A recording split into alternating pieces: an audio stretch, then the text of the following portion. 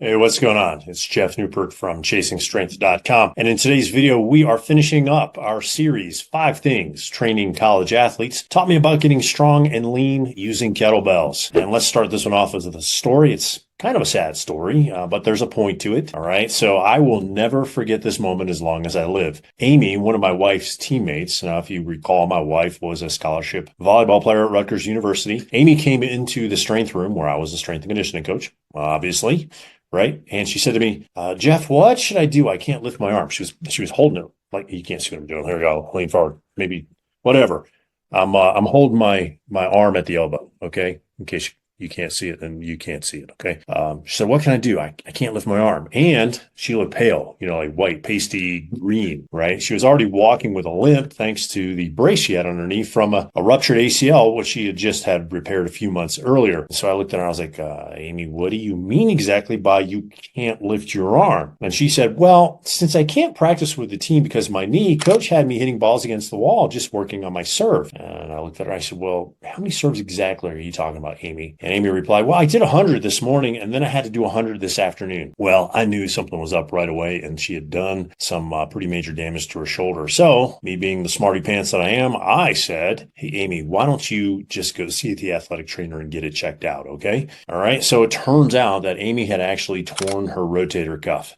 Now, as a result of not being able to use her knee and therefore her hips properly during a volleyball serve, Amy's body overused her rotator cuff to the point of injury. So how many of us have similar issues that keep us from moving properly? One area doesn't move well and probably hurts, so another area moves too much and starts to hurt as a result of moving too much, right? I know for me, I collected my fair share of injuries between my late teens and early 30s. At 32, I remember lying in bed one day feeling stiff as a board, every joint aching pretty much from the middle of my back down to my toes, thinking, man, I wonder if this is what 65 feels like. If this is what 65 feels like, if I don't fix this, what am I going to feel like when I'm 65? So that was kind of the impetus for change there for me. Now, unfortunately, many people haven't stopped and asked themselves that question. And so as a result, many people, maybe you watching this, just push through unaware that something's wrong on the inside, or worse, you're just ignoring the stiffness, tightness, and pain altogether,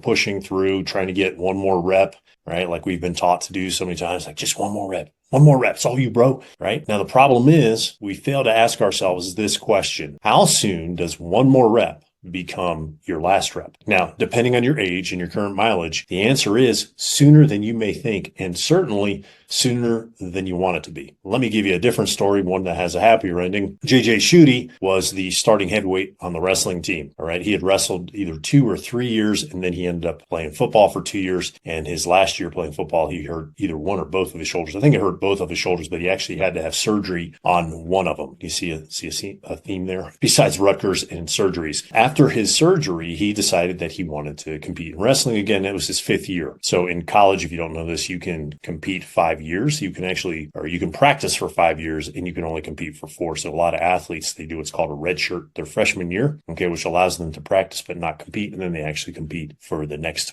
4 years. I don't know if that's the way it is now, but at least that's the way it was when we were going through. Okay. So, JJ and I, we spent that last summer of his building him back up. So he'd come over to the weight room 3 to 5 days a week and we would train. And as a result of some intelligent training, he went from 225 pounds to about 238 pounds. He dropped about 3% body fat over the course of the summer, which was about 12 weeks. And surprisingly, or maybe not surprisingly, if you've been watching my channel for any length of time, one of the things we did is we addressed and rebuilt his weaknesses, and that was his right shoulder. So we didn't ignore it. I didn't tell him to push through. I didn't tell him to suck it up or man up or any of that stuff. We knew going into the summer that it was a liability and we had to fix that thing. So we addressed it head on. Interestingly, JJ's best bench press was 405. It was a relatively wide grip bench press. Okay. And by the end of the summer, we got him doing 385 pounds for 3 reps on a close grip bench press. Okay. What's the significance of that? It's not like versus like. Well, traditionally, the close grip bench press is approximately 80%, okay, of your bench press. So in JJ's case, his close grip bench press would have been about 325 for a single. So we got him up to 385 for 3, which is approximately 405 for a single, right around there. Great story. Here's another one for you to prove the point. Shoulders, another shoulder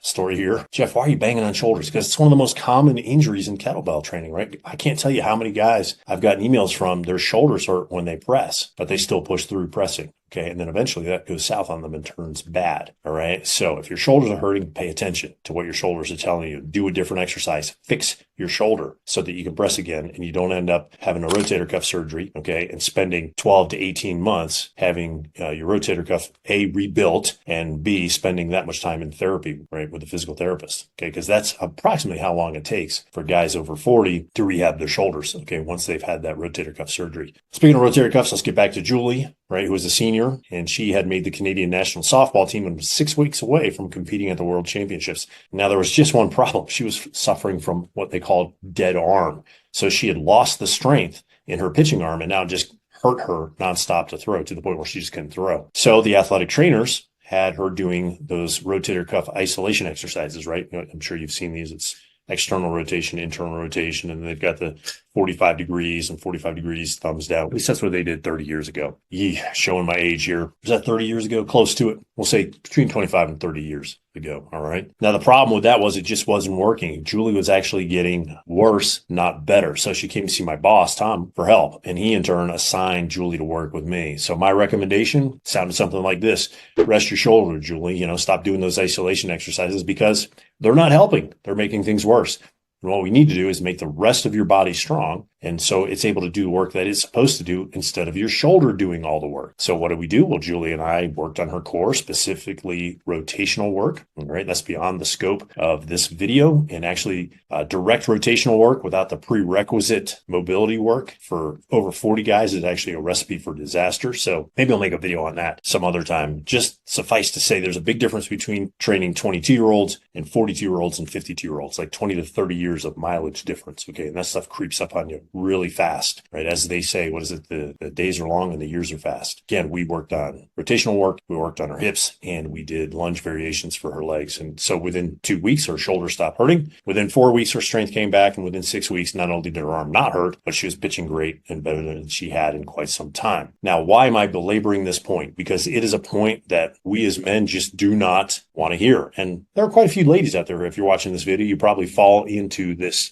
box or this trap or whatever you want to call it. We ignore our issues and we don't want to fix them. And we end up being forced to fix them once something's broken. My suggestion is if you got something going on, get ahead of the curve. Be proactive. Okay. Do some mobility work, do some restoration work. All right. There's no shame in acknowledging your weaknesses. I've been there, done that, got the t-shirt, mowed the lawn in it. You'll be better for it on the backside. Yes, you may have to take some time off from doing your favorite exercises, but if you regroup, refocus, take care of business, you can come back stronger than before. I have proved that with myself in many areas. Now, look, if you need some help with restoration, I recommend you use the system that I used to fix the last 10, 15% of my issues. It's called the sore joint solution. I will leave a link in the description below this video. And it's not just for sore joints. Okay. If you got stiff, chronically stiff and tight muscles, it's going to work for you too. All right. So hopefully you found this video helpful. Hopefully you found the entire video series helpful.